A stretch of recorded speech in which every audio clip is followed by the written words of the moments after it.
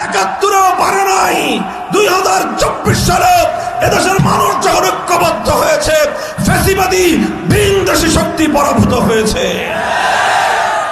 আমাদেরকে মনে রাখতে হবে, বাংলাদেশ আজ দুই ভাগে বিভক্ত। খুব ভালো করে মনে রাখতে হবে, বাংলাদেশ আজ দুই ভাগে বিভক্ত।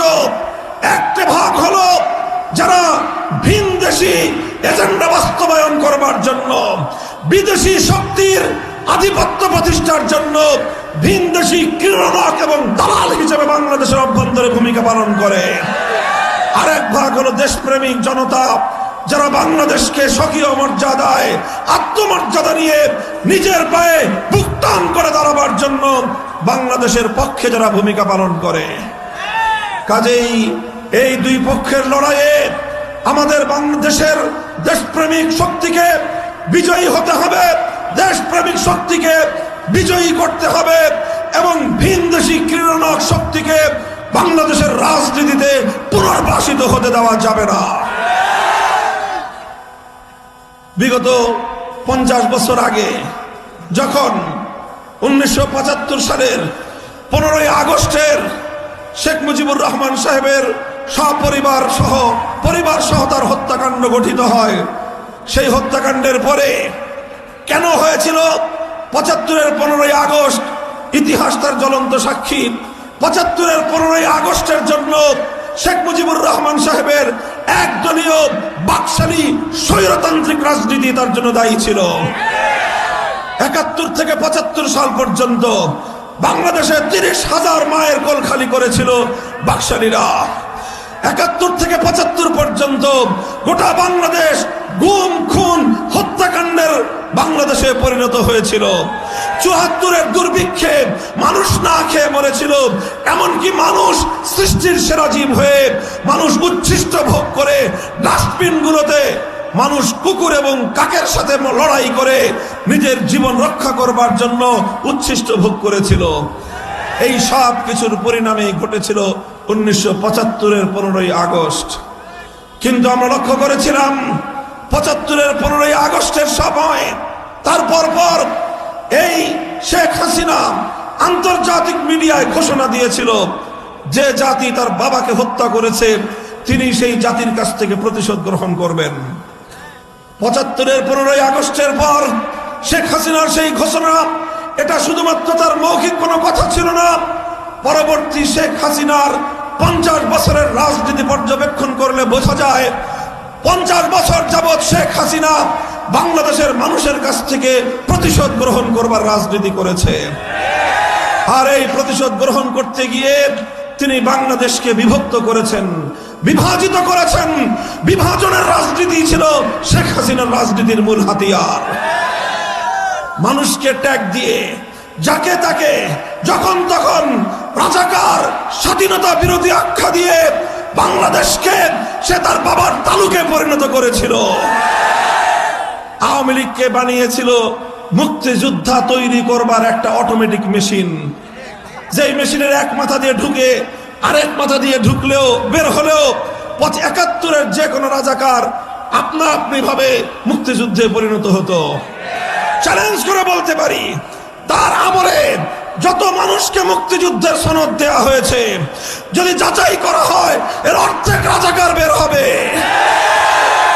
এভাবেই জাতিকে বিভক্ত করে, বাংলাদেশকে বিভাজিত করে বাংলাদেশের অগ্রযাত্রাকে রুখে দেওয়াই ছিল তার রাজনীতির মূল হাতিয়ার।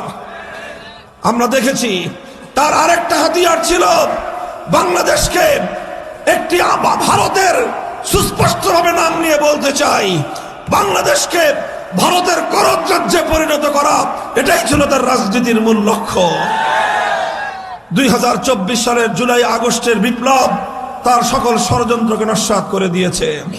জুলাই আগস্টে 4 কোটি ছাত্র জনতা যখন তাদের অধিকার আদায়ের জন্য তারা মাঠে নেমেছিল, তারা চেয়েছিল ন্যায্য অধিকার। ন্যায্য অধিকার চাইতে যাওয়ার পর যখনই সরকার, তৎকালীন সরকারের তাদের মনোপুত হয়নি আন্দোলন, দাবি মনোপুত হয়নি, সঙ্গে সঙ্গে শেখ হাসিনা তার স্বাভাবিক অভ্যাস অনুযায়ী এদেশের 4 কোটি ছাত্র জনতাকে রাজাকারের বাচ্চা বলে গালি দিয়েছিল। এদেশের ছাত্র জনতা এবার শেখ হাসিনার সেই ট্যাগ দেওয়ার, মানুষকে খারাপ অবিদায় বিভূষিত করবার ষড়যন্ত্রকে রুখে দাঁড়িয়ে বাংলাদেশের প্রতিটি শিক্ষাঙ্গন থেকে, প্রতিটি বিশ্ববিদ্যালয়ের ক্যাম্পাস থেকে 4 কোটি ছাত্র জনতা একসঙ্গে গৌরবদীপ্ত স্লোগানে গোটা বাংলাদেশ প্রকম্পিত করে তুলেছিল, তুমি কে আমি কে, তুমি কে আমি কে। এইভাবে শেখ হাসিনার দীর্ঘদিনের ট্যাগ দেওয়ার রাজনীতি মাঠে মারা খেয়েছিল এবং সেদিনই শেখ হাসিনার বাংলাদেশ থেকে তার ক্ষমতার মরণ ঘটেছিল, পতন ঘণ্টা বেজে গিয়েছিল। এরপরে শেখ হাসিনা বিগত বছরের পর বছর ধরে তার ছাত্রলীগ এবং যুবলীগের ক্যাডারদেরকে হাতুড়ি লীগ আর হেলমেট লীগে পরিণত করে বাংলাদেশের প্রতিটি ভিন্ন মতাবলম্বী রাজনৈতিক আদর্শকে পেশি শক্তির মোকাবেলার মাধ্যমে দমন করার পায়তারা চালিয়েছে। বাংলাদেশের কোথাও কোনো জায়গায় কোন একটি ইসলামী সংগঠন, কোন একটি ইসলামপন্থী দল 15 বছরে নির্বিঘ্নে কোন একটি রাজনৈতিক কর্মসূচি পালন করতে পারে নাই। কোথাও একটি মিছিল করা যায় নাই, একটি সমাবেশ করা যায় নাই। যে কোনো প্রোগ্রাম বাস্তবায়ন করার আগে শেখ হাসিনা এবং তার রেসপন্সারদের কাছে দাসখত দিতে হয়েছে, তাদের কাছে নিঃশর্ত আত্মসমর্পণ করে গোলামির চুক্তি করে তারপরে সেখানে সমাবেশ করতে হয়েছে। বাংলাদেশে 15 বছর যাবৎ মানুষের কোনো মৌলিক অধিকার বলতে কিছুই ছিল না। সংগ্রামী সাথী ও বন্ধুগণ, আলহামদুলিল্লাহ আল্লাহর অপার কৃপায় 2000 তামার সন্তানের রক্তের বিনিময়ে শেষ পর্যন্ত শেখ হাসিনাকে বাংলাদেশ ছাড়তে বাধ্য হতে হয়েছে। শেখ হাসিনা যেই প্রতিশোধের রাজনীতি শুরু করেছিল, আমি বলি শুধু বাংলাদেশ থেকে নয়, স্বয়ং আওয়ামী লীগের কাছ থেকেও সে প্রতিশোধ গ্রহণ করেছে।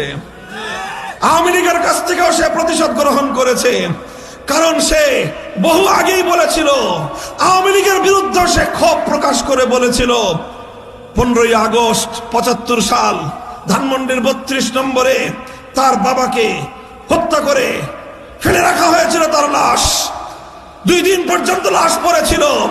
এত বড় আওয়ামী লীগের সংগঠন, এত হাজার লক্ষ লক্ষ কর্মী, কেউ তো এগিয়ে আসে নাই অন্তত 32 নম্বরে সেই তার বাবার মৃত লাশটাকে সেখান থেকে নিয়ে সম্মানজনকভাবে দাফন করার জন্য। সেই দিন থেকেই শেখ হাসিনা এই আওয়ামী লীগের বিরুদ্ধে প্রতিশোধ গ্রহণ করবার জন্য সে প্রস্তুতি গ্রহণ করেছে। 75-এ শেখ মুজিবুর রহমান সাহেবকে হত্যা করার পর আওয়ামী লীগই ক্ষমতা দখল করেছিল এবং আওয়ামী লীগের নেতারাই শেখ মুজিবকে হত্যা করে তার ক্ষমতার মস্তদে তারা আসীন হয়েছিল। এই জন্য আওয়ামী লীগের মধ্যে যদি কোনো বুদ্ধিমান ঠান্ডা মাথার মানুষ থাকেন, কথাগুলো সুচিন্তিত ভাবে বিশ্লেষণ করবেন যে শেখ হাসিনা শুধু বাংলাদেশের জনগণের কাছ থেকে, দেশের কাছ থেকে প্রতিশোধ গ্রহণ করেনি, প্রতিশোধ গ্রহণ করেছে সবচেয়ে বেশি আওয়ামী লীগের কাছ থেকে। সে এমন অবস্থা তৈরি করে দিয়ে গেছে, আগামী 50 বছর জন্য কেউ বাংলাদেশে আওয়ামী লীগের নাম মুখে নিতে লজ্জাবোধ করে। এদেশে এমন নিকৃষ্ট দৃষ্টান্ত শেখ হাসিনা উপস্থাপন করে গেছে আওয়ামী লীগের সভানেত্রীর আসনে বসে, যে আগামী 50 বছর আওয়ামী লীগের নাম নেওয়া বাংলাদেশের মানুষের জন্য লজ্জার বিষয় হবে। বাংলাদেশে আমরা অনেক নেতার পতন দেখেছি, অনেক রাজনৈতিক দলের ক্ষমতা ছাড়তে দেখেছি। 1990 সালে গণ অভ্যুত্থানের সামনে তৎকালীন প্রেসিডেন্ট হুসাইন মোহাম্মদ এরশাদ সাহেব পদত্যাগ করেছেন। তিনি পদত্যাগ করার পর তিনি তার সদল বলে কারারুদ্ধ হয়েছেন, বছরের পর বছর জেলখানার ঘানি টেনেছেন, কিন্তু দলীয় নেতা কর্মীদেরকে জাতির সামনে লজ্জিত করে তিনি কাপুরুষের মতো পালিয়ে যান নাই।